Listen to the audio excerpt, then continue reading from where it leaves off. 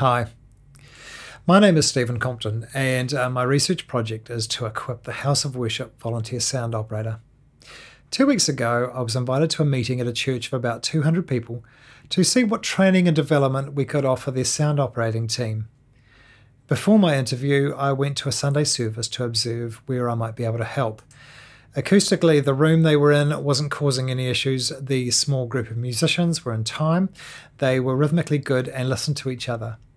The mix wasn't too loud, the vocals sat in the right place, there are a few EQs that could be tweaked, but generally it was okay. The music department of this church had made significant progress in the last 6 months due to their music director, Peter. Peter was from a large but split family, and relationships have become really important to him. And relationships, he said, is the key to the growth and development of that music department. Alan is a faithful operator that I met after the service. He's a tech who wouldn't say he had any musical ability, but had been operating sound in the church for 15 years despite not having any training.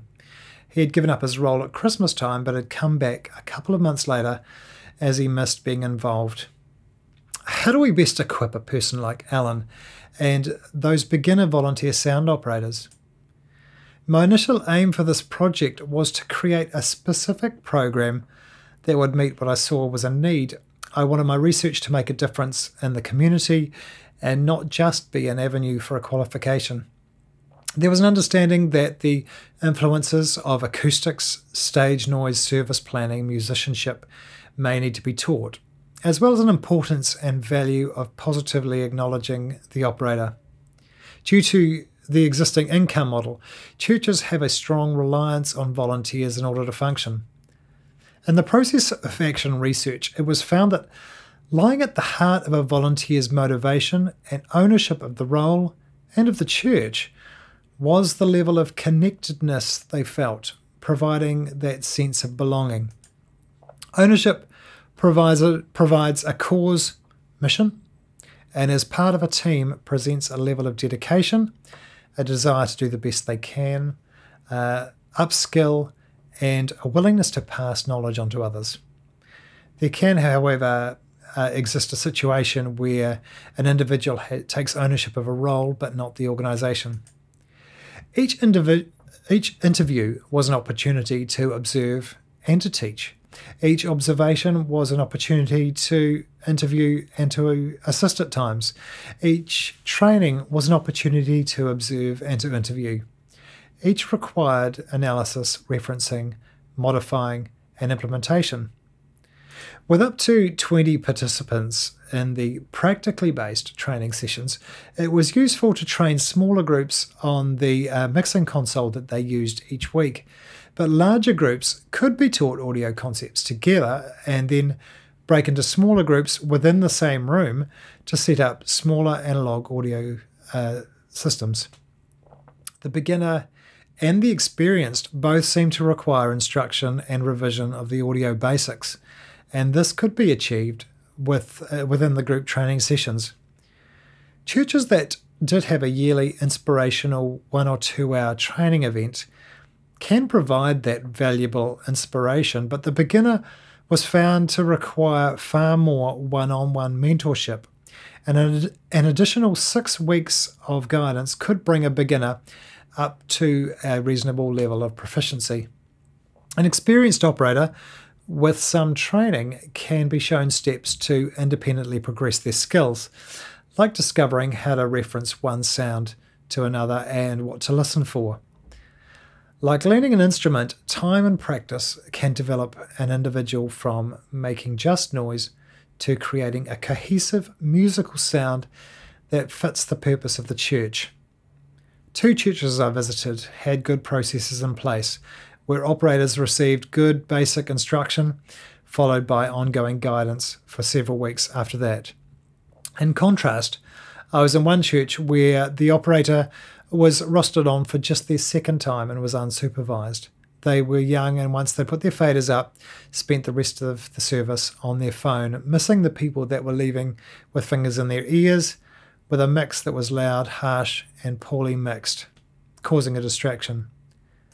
The use of a whiteboard to demonstrate some principles and the limited time available for lessons, as well as me forgetting to mention a couple of points during one particular training session, and the desire also to produce some kind of resource, led to searching for a training supplement specifically designed for the House of Worship sound operator.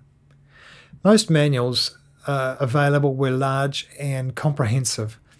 Virtually no operator interviewed had accessed training resource material independently, despite some resources actually being very good. And I didn't want to replicate anything that was already there, especially when what was there wasn't being accessed anyway. Literature Review suggested a document that was brief as a quick guide with good headings and illustrations, covered just the most important things, would have a greater likelihood of being used, and the supplement on pages 24 through 39 was the result of this, and subsequently has proved very useful. As mentioned, my subject title was to equip the House of Worship volunteer sound operator. Equipping became more than just a technical exercise in skill development and addressing acoustical issues and musicianship. The findings relate to the following: connection and collaboration, where people are valued and relationships between stakeholders produce positive benefit to the individual and the organisation. Experience demonstrated in skill development, practice, mentoring, inspiration, personal satisfaction and enjoyment within a culture of excellence, and creativity, outworked in musical mix choices, solutions to unique situations, fresh approaches, adapting a program or an organisation to the unique individuals or resources that they already have. Each step of this project has been influenced by the feedback from others, including my wife, and the training and supplement were peer-reviewed. Keeping in contact with church leaders after a training session and following up with observations has allowed me to have an indication of their effectiveness. Churches seem to have benefited from this intervention, and there is still some work to do with some, but I believe now have a foundation of some resources and knowledge to work from as I continue to assist churches after this project is completed.